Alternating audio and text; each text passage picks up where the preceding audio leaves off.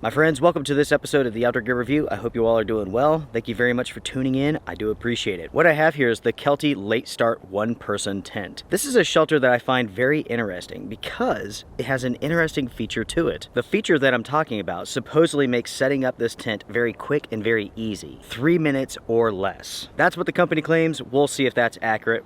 We'll see whether or not that's true. With the Kelty Late Start here, this is the 2024 version. This is a budget-friendly shelter, and at the time of filming, this runs $140. In this episode, we're going to check it out together. This is a preview. In the future, my review will be coming up. To begin here, let's do a component breakdown. Let's see what's included with this tent. To start off with this component breakdown, we have the storage bag. It has a bunch of information about this product here.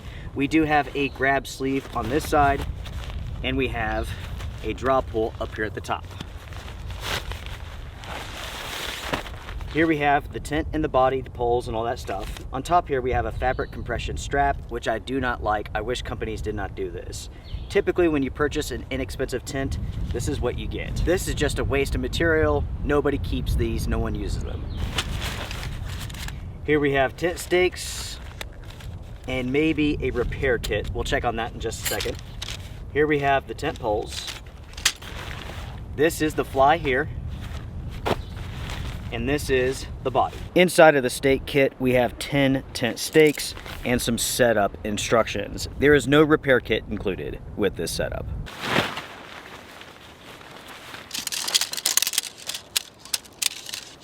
Check this out, my friends. This is the feature that I was talking about that's very unusual. So with this tent, we have 2 poles, and in the corners of this tent, we have sleeves. We put the pole in one sleeve, go to the opposite side, opposite corner, and put it in, and then repeat.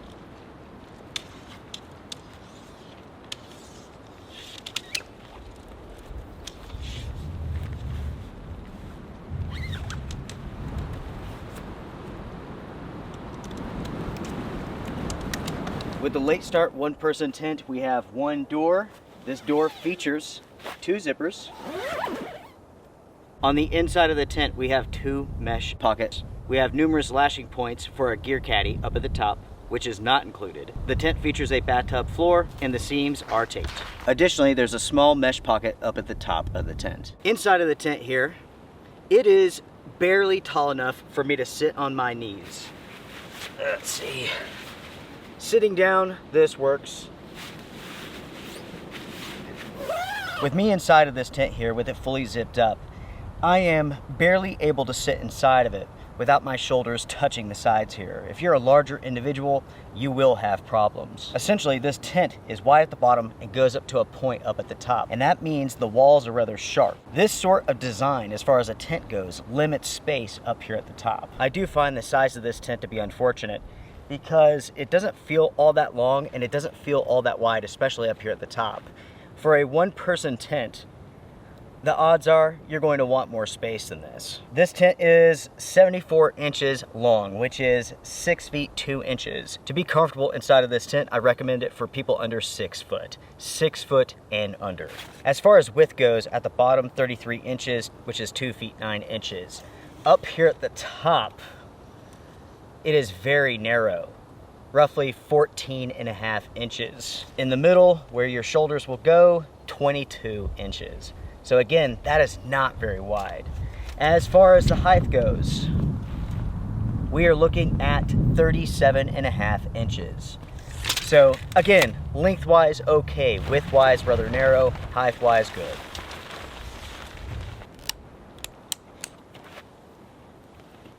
With the Kelty tent set up now, I can tell you all that the setup process is very simple. The way that the poles go in those sleeves in each of the corners, is it game-changing? No. Does it save you some time?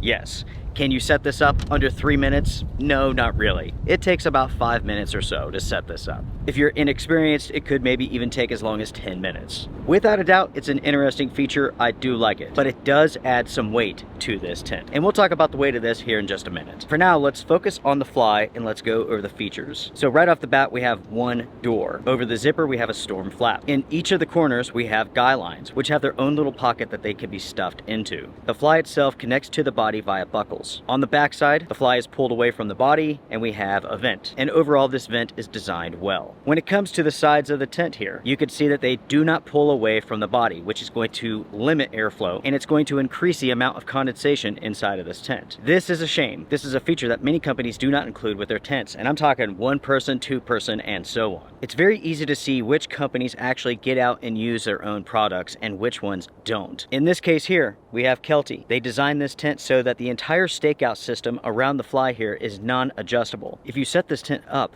on uneven terrain, you're going to have an issue because the stakeout points are non-adjustable. Next, you can't stake out the sides. That's going to limit airflow. That's going to increase condensation. When looking at this tent and many other tents out there from many different companies, I see a company that doesn't actually get out and use their own products. Because if they did, the overall design would be slightly different. With that being said, none of these issues are deal breaking. The biggest issue in my opinion is the size of the tent on the inside. Again, it's quite narrow. With the fly pulled back here, I can tell you all that there's not much in the way of vestibule space here.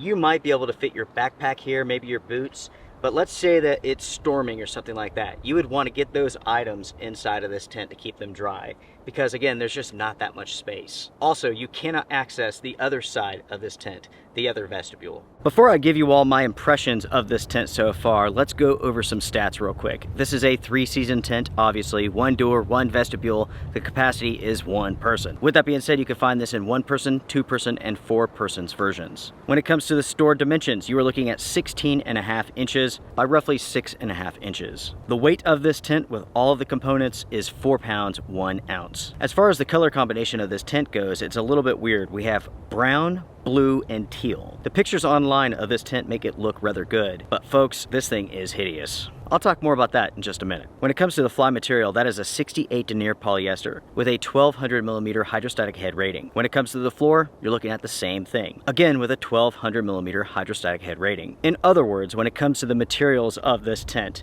they are rather cheap and inexpensive in terms of quality. We're talking about a very inexpensive polyester all around for this shelter here. And that is a contributing factor as to why this tent is so heavy. 4 pounds for a 1-person tent, that is definitely on the heavy side. As far as the cost goes of this shelter, we're looking at $140. With all of that out of the way, let's go over my impressions of this tent so far. So as far as quality goes, everything looks good. There's no issues with the seam tape or the stitching. There's no loose threads, nothing like that.